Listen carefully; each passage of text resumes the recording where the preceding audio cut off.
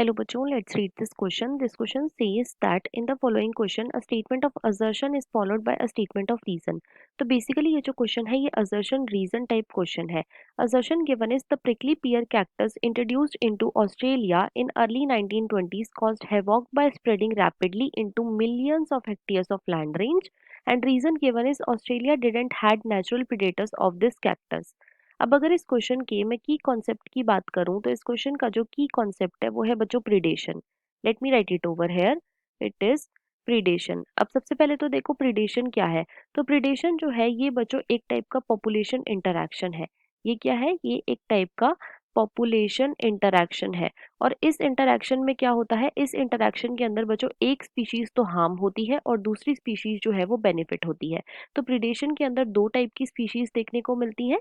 Species ए और दूसरी हो गई बच्चों species B. Second is species B. अब देखो स्पीशीज ए जो है ये तो बच्चों बेनिफिट होएगी और जो स्पीशीज बेनिफिट होएगी उसे हम बोलते हैं प्रीडेटर. और दूसरी स्पीशीज मतलब कि जो स्पीशीज बी है ये हार्म होएगी और इसे हम बोलते हैं प्रे. क्यों? क्योंकि यहाँ पे प्रीडेटर जो है ये बच्चों प्रे को ईट करता है. राइट. अब देखो एग्जॉटिक स्पीशीज क्या होती हैं. What are exotic species? तो एग्जॉटिक स्पीशीज बच्चों ऐसी स्पीशीज होती है जिनका प्लेस ऑफ ओरिजिन जो होता है, प्लेस ऑफ ओरिजिन जो होता है ये डिफरेंट होता है, लेकिन हम इन्हें इंट्रोड्यूस करा देते हैं किसी नए जोग्राफिकल एरिया में.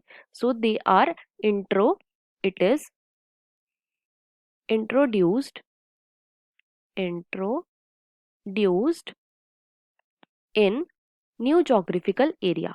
New geographical area.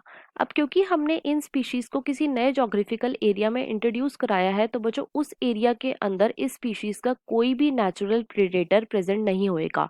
कोई भी नेचुरल प्रीडेटर प्रेजेंट नहीं होएगा. और अगर इस स्पीशीज का कोई भी नेचुरल प्रीडेटर प्रेजेंट नहीं है तो बच्चों ये जो स्पीशीज है ये मैसिवली स्प्रेड करने लग जाएंगी. ये मैसिवली स्प्रेड करने लग जाएगी. इसका एक बहुत अच्छा एग्जाम्पल है वो है बच्चों प्रिकली पियर कैक्टस. प्रिकली पियर कैक्टस को इंट्रोड्यूस कराया गया था ऑस्ट्रेलिया में इन अर्ली 1920s. और क्योंकि वहां पे इसका कोई भी नेचुरल प्रीडेटर प्रेजेंट नहीं था तो ये जो प्रिकली पियर कैक्टस था ये बच्चों मैसिवली स्प्रेड कर गया था. तो गिवन क्वेश्चन में हमारा असर्शन भी बिल्कुल ट्रू है और रीजन भी बिल्कुल ट्रू है.